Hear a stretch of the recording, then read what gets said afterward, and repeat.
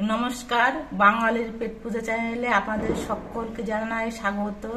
আজকে বাজার থেকে দেখুন একেবারে টাটকা খয়রা মাছ এনেছে। এগুলো গঙ্গার একেবারে টাটকা মাছ।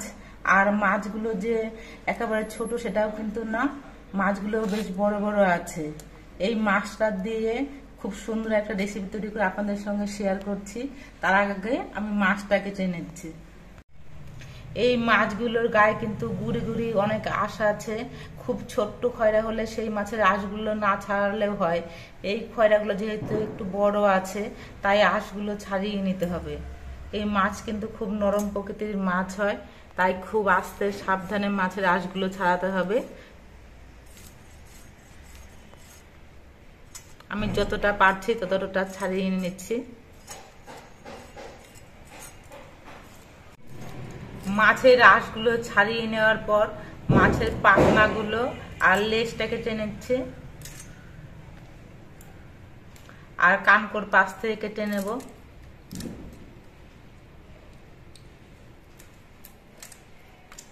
আর পেটের পাশটা অল্প একটুখানি কেটে নিয়ে চাপ দিয়ে পেটের নাড়ি ভুড়িগুলো বার করতে হবে। এইভাবে আমি প্রত্যেকটা মাছই কেটে নিচ্ছি।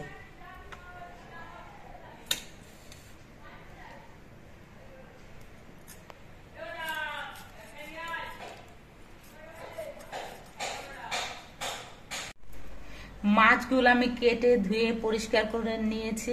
এবার মাছগুলোতে আমি নুন আর হলুদ মাখিয়ে নিচ্ছি।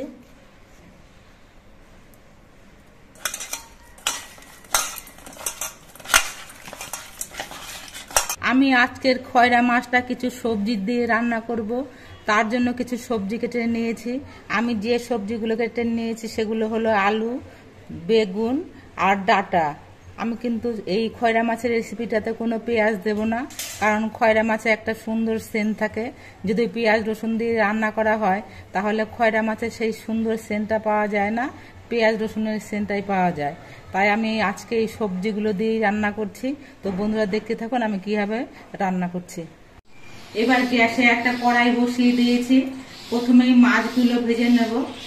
তার জন্য কড়াইটা বেশ ভালো মতো গরম করে নিতে হবে। তো আজকে আমি লোহার কড়াই চাপিয়ে দিয়েছি। আপনারা ভাববেন না যে কড়াইটা অপরিষ্কার, এটা লোহার কড়াই বলে দেখতে কালো লাগছে। লোহার কড়াইতে কিন্তু রান্না করে খাওয়াও ভালো, আর রান্না বান্না করতেও খুব সুবিধে হয়। কড়াইটা বেশ ভালো মতো গরম হয়ে গেছে। এবার সর্ষের তেল দিচ্ছি। মাছটা ভাজার আগে কড়াইটা যদি ভালো মতো গরম করে নেওয়া হয় তাহলে কিন্তু মাছগুলো ভাজার সময় কোনো সময় কড়াইতে আটকে পড়বে না। এই জন্য কড়াইটা কিন্তু বেশ ভালো করে গরম করে নিতে হয়। এবার এই তেলটা কড়াইয়ের চারপাশে লাগিয়ে নিচ্ছি। এবার তেলটাও গরম হয়ে গেছে। এবার কয়েকটা করে মাছ একসঙ্গে দিয়ে আমি ভেজে নেব।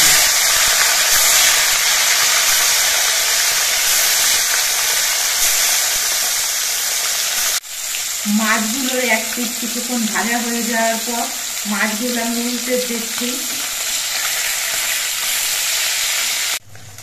মাছগুলো গঙ্গার একেবারে টাটকা মাছ, এই জন্য এই মাছগুলো খুব কড়া করে ভাজার প্রয়োজন নেই। আমি মাঝারিভাবে মাছগুলো ভেজে নিয়ে তুলে নিচ্ছি।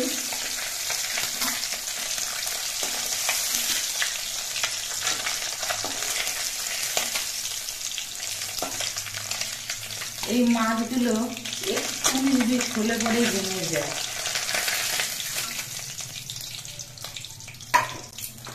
বাকি মাছগুলো ভেজে নিচ্ছি।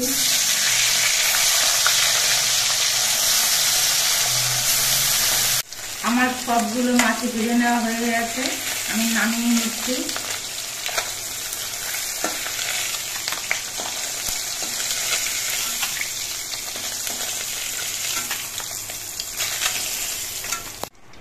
কড়াইতে আর একটুখানি তেল দিচ্ছি। এবার এই তেলের মধ্যে অল্প করে একটু কালো জিরে দিচ্ছি। 4টে চেরা কাঁচা লঙ্কা দিচ্ছি। এই কাঁচা লঙ্কা দিলে একটা সুন্দর সেন্ট হবে।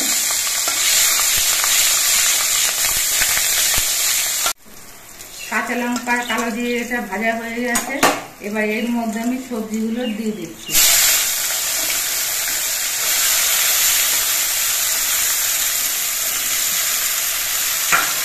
এবার সবজিগুলো দিয়ে কিছুক্ষণ ভেজে নিতে হবে। এবারে একটা বাটির মধ্যে আমি নিয়ে নিচ্ছি 1/2 চামচ হলুদের গুঁড়ো আর 1 চামচ জিরের গুঁড়ো। এবার জল দিয়ে মশলাটা গুলে নিচ্ছি। সবজিগুলো কিছুক্ষণ ভাজা হয়ে যাওয়ার পর এর মধ্যে আমি পরিমাণ মতো নুন দিয়ে দিচ্ছি। নুন দিয়ে নেড়ে মিশিয়ে নিতে হবে। এবার এর মধ্যে দিচ্ছি কয়েকটা চেরা কাঁচা লঙ্কা। এর মধ্যে কিছু কাঁচা লঙ্কা থেকে রেখে সেই কাঁচা লঙ্কাগুলো দিচ্ছি। আমরা একটু ঝালটা বেশি খাই, জন্য লঙ্কার পরিমাণটা একটু বেশি করে দেওয়া হলে আপনারা যেমন পরিমাণে ঝাল খাবেন সেই অনুযায়ী লঙ্কা দেবেন। সবজির মধ্যে নুন দেওয়া হয়েছে। এবার অল্প পরিমাণ সবজির থেকে জল বেরোবে। এবার এই সবজিগুলো ভাজতে ভাজতে সেই জলটা কিন্তু ফুটিয়ে নিতে হবে।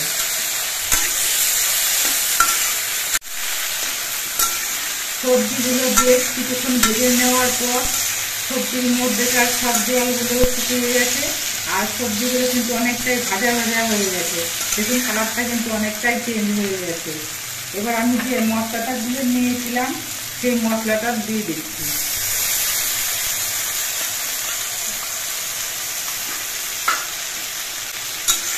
এই মশলা দিয়ে সবজিগুলো আরো কিছুক্ষণ কষিয়ে নিতে হবে। মশলাগুলো দিয়ে সবজিগুলো 3-4 মিনিটের মতো কষিয়ে নিয়েছি। এবার এর মধ্যে ঝোল দিচ্ছি।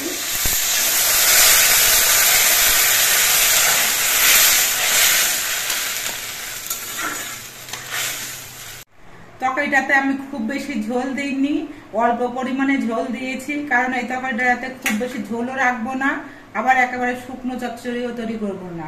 অল্প অল্প ঝোল থাকবে এরকম একটা তরকারি তৈরি করব। তো ঝোলটা কিছুক্ষণ ফুটিয়ে নিতে হবে। ঝোলটা আমি বেশ কিছুক্ষণ ফুটিয়ে নিয়েছি। দেখুন অল্প অল্প ঝোল আছে। এবার এর মধ্যে আমি ভেজে রাখা মাছগুলো দিচ্ছি।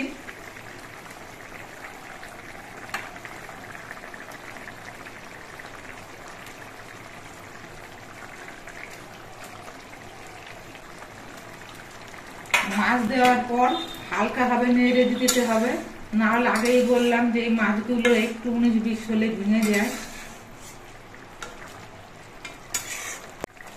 এবার এর ওপর দিয়ে কিছু ধনে পাতা কুচি দিতে দিচ্ছি। ধনে পাতা দিলে একটা সুন্দর সেন্ট হয়। এবার মাছ দিয়ে আর ধনে পাতা দিয়ে বেশিক্ষণ জাল দেব না, মিনিট 2-1 মতো আমি ফুটিয়ে নেব। খয়রা মাছের রেসিপিটা আমার তৈরি হয়ে গেছে। গ্যাসটা অফ করে দিচ্ছি আর এই তরকারিটা একটা থালার মধ্যে ঢেলে নিচ্ছি। আপনারা দেখতে পেলেন আমি গঙ্গার টাটকা খয়রা মাছ দিয়ে কিভাবে রেসিপিটা তৈরি করলাম। এইভাবে রেসিপি তৈরি করলে কিন্তু গরম ভাতের সঙ্গে খেতে খুবই ভালো লাগে।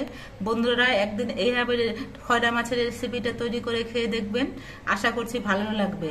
আর আমাদের ভিডিওটা আপনাদের কেমন লাগলো, যদি ভালো লাগে ভিডিওটিতে একটি লাইক দেবেন, নতুন বন্ধু হলে চ্যানেলটিকে সাবস্ক্রাইব করে দেবেন। সকলে সুস্থ থাকবেন, ভালো থাকবেন। দেখা হবে পরবর্তী আর একটা ভিডিওতে।